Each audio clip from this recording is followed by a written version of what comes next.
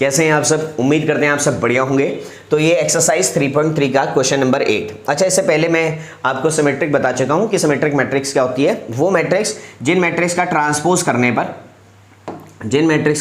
करने पर आपके पास वही मैट्रिक्स आ जाए तो वो कौन सी मैट्रिक्स होती है? हमारी सिमेट्रिक मैट्रिक्स। और ट्रांसपोज करने पर अगर वो नेगेटिव के इक्वल आ जाए तो वो क्या होती है? हमारी स्क्यू सिमेट्रिक मैट्रिक्स।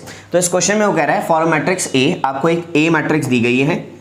मैं इसको पहले हटा देता हूं, जितना भी लिखा हुआ है मैंने इसको थोड़ा सा छोटा कर देते हैं। आप समझिएगा, देखिएगा जरा ध्यान से। कहता है ए मैट्रिक्स दी हुई है। ए मैट्रिक्स जो आपको दी हुई है वो दी हुई है ए इक्वल टू 1 6 5 7 और आपको प्रूव करना है ए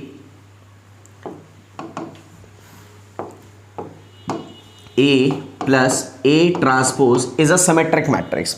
इज अ सिमेट्रिक मैट्रिक्स का मतलब है कि जब मैं इसका ट्रांसपोज करूंगा, क्या करूंगा? ट्रांसपोज करूंगा, तो ये जो मैट्रिक्स आएगी, यानी कि इसको ऐड करने पर जो भी मैट्रिक्स आएगी, जब मैं उसका ट्रांसपोज करूंगा तो वो मैट्रिक्स किसके इक्वल आनी चाहिए? इसी के क्या आ जाने चाहिए? इक्वल आ जाने चाहिए। ठीक है, समझ की बात। मान लो इस थोड़ी देर के लिए मैं इस मैट्रिक्स को अगर बी मान लूं और इस मैट्रिक्स का ट्रांसपोज करूं तो किसके इक्वल आना चाहिए? आपका बी के ही क्या आना चाहिए? इक्वल आना चाहिए। आइए इस क्वेश्चन को करते हैं, समझते हैं इस बात को जितनी भी अभी तक आपको बताई गई है। ठीक है, और देखिए हमने सबसे पहले a प्लस ए ट्रांसपोज निकाला। a प्लस ए ट्रांसपोज निकालेंगे तो उसके लिए मुझे चाहिए ए ट्रांसपोज। तो मैंने किया 1 5 6 7। अब मैं इन दोनों को ऐड कर दूंगा, a plus A transpose equal to, तो 1 प्लस 1 2, 5 प्लस 6 11, 6 प्लस 5 11, 7 प्लस 7 14। ये आ गया। अब इस मैट्रिक्स का मैं क्या करने जा रहा हूँ? ट्रांसपोज करने जा रहा हूँ। a प्लस ए ट्रांसपोज जो है वो आपके पास क्या आया है? 2 11 11 और 14, है ना। तो अब मैं इस मैट्रिक्स का क्या कर रहा हूँ? ट्रांसपोज कर रहा हूँ। तो मैंने इसका ट्रांसपोज कर दिया। ट्रांसपोज करने पर इसका जब ट्रांसपोज होगा तो जो ये रो है ये आपकी क्या बन जाएगी? कॉलम बन जाएगी। तो हम इसको लिख रहे हैं 2 11 11 और 14। और अगर ध्यान से देखो तो ये दोनों मैट्रिक्स क्या है? बिल्कुल सेम टू सेम। तो हमने प्रूव कर दिया कि a plus A transpose is a symmetric matrix. Clear है बात? अच्छा, इसको एक और तरीके से प्रूव किया जा सकता था। आप इसको ऐसे भी इस रूल को समझ लो कि जब मैं करूंगा a प्लस ए का ट्रांसपोज का मैं ट्रांसपोज कर रहा हूं, तो मैंने इसका ट्रांसपोज किया तो एडिशनल ट्रांसपोज क्या बोलते हैं? a transpose plus A transpose का फिर से ट्रांसपोज, तो आ जाएगा a transpose plus A transpose का ट्रांसपोज ए मैट्रिक्स। और ये दोनों चीजें आपस में क्या हो गई है? इक्वल हो गई है। इसका मतलब ये कौन सी मैट्रिक्स है? आपकी सिमेट्रिक मैट्रिक्स है ना। तो उम्मीद कर रहे हैं आपको इतना समझ आ गया है। तो इसका करते हैं अब सेकंड पार्ट। ये फर्स्ट पार्ट तो हमने कर लिया। अब आते हैं सेकंड पार्ट पे। सेकंड पार्ट में वो कह रहा है कि आपको प्रूव करना है कि a minus A transpose is a skew symmetric matrix.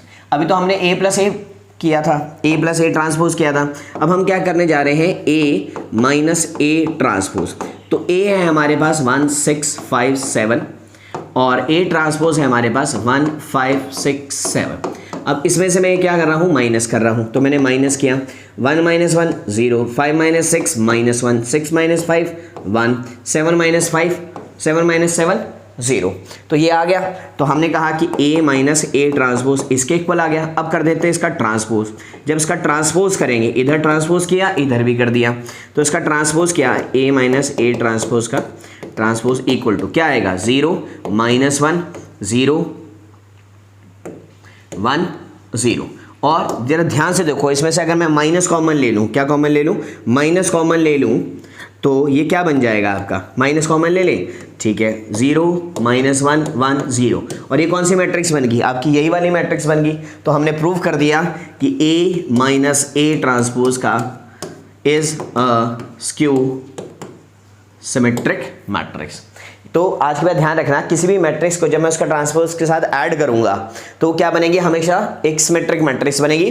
और जब मैं कभी भी किसी मैट्रिक्स में से उसकी ट्रांसपोज मैट्रिक्स सब्ट्रैक्ट करूंगा तो वो कौन सी मैट्रिक्स आपकी बनेगी? स्क्यू सिमेट्रिक मैट्रिक्स बनेगी। तो आज की क्लास में इतना ही। मिलता हूं मैं आपसे नेक्स्ट क्लास में, तब तक के लिए नमस्कार।